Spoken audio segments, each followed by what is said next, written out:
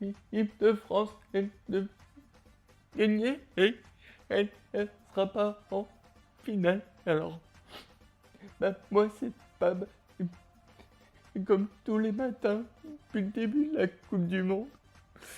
Je vais vous débriefer le match de la nuit. Et cette fois, ça va pas être possible. Hein. Ça s'appelle un café de larmes et le récap. Allez, c'est parti. C'est parti.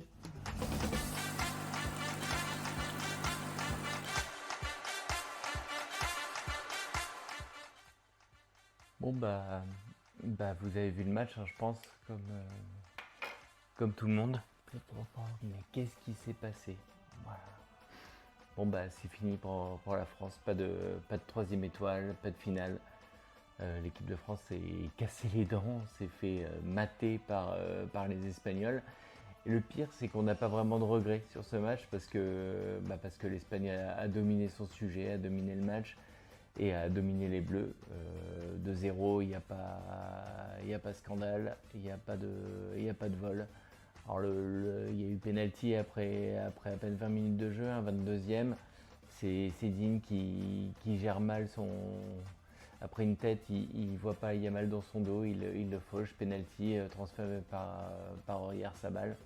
Et puis évidemment, face à cette équipe, c'est difficile de reprendre le cours du jeu, de les sortir de leur match, les Espagnols.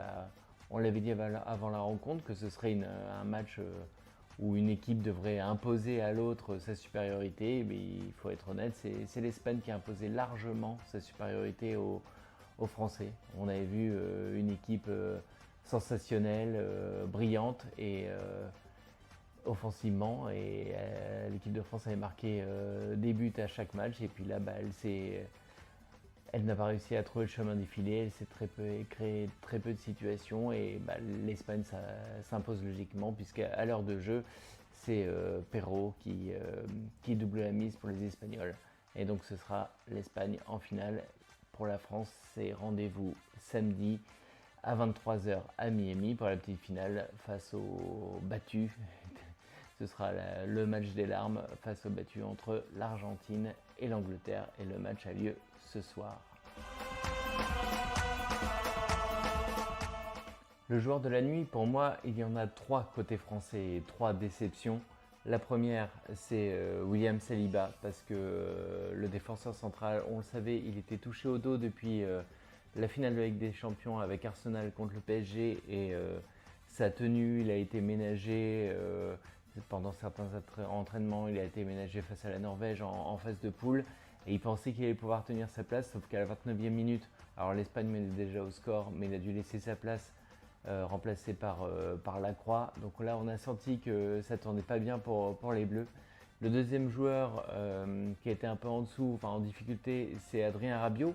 Alors il a été très bon sur le terrain. Le problème, c'est qu'il a pris un jaune après seulement 9 minutes de jeu, et ça l'a handicapé sur toute la mi-temps, et Didier Deschamps était obligé de le sortir, de le remplacer par Manu Koné à la pause, parce que Adrien Rabiot était tout près du carton rouge. Et le troisième joueur pour moi qui a déçu côté français hier soir, c'est Michael Olise, parce que il a enchanté la Coupe du Monde par tout le monde par ses gestes techniques, ses passes soyeuses pour Mbappé. Mais là, l'Espagne a parfaitement réussi à couper les transmissions d'Olise. Il a été emprunté, on a senti qu'il essayait de faire la différence tout seul.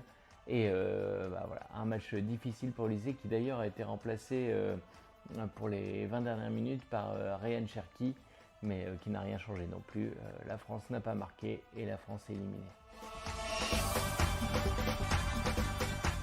Le chiffre de la nuit, c'est 0,3, et c'est le nombre d'expected goals. Vous savez, c'est les buts attendus. C'est le statisticien Opta qui sort ces chiffres-là, et 0,3, c'est très faible, et c'est le pire bilan offensif d'une équipe de France depuis 60 ans. La preuve que les Bleus, qui étaient pourtant tout feu tout flamme depuis le début de la Coupe du Monde, ont galéré vraiment face aux Espagnols. Ils ont eu très peu de situations. Et en face, l'Espagne, eux, ils ont eu 1,63 d'expected goals. Ils ont cadré 2 de leurs 10 tirs, mais ils ont globalement dominé le match. Victoire logique de l'Espagne, hein, on en revient toujours au même. Allez, à suivre cette nuit parce que la Coupe du Monde ne s'arrête pas pour autant avec la défaite des Bleus. C'est ce soir à 21h l'autre demi-finale entre l'Angleterre et l'Argentine. C'est une sacrée affiche, hein. C'est un remake notamment de la demi-finale de 1986 entre l'Argentine et l'Angleterre avec les célèbres doublés de Maradona, le premier de la main de Dieu, et puis après un but sensationnel qui a été désigné comme le but du siècle par la FIFA.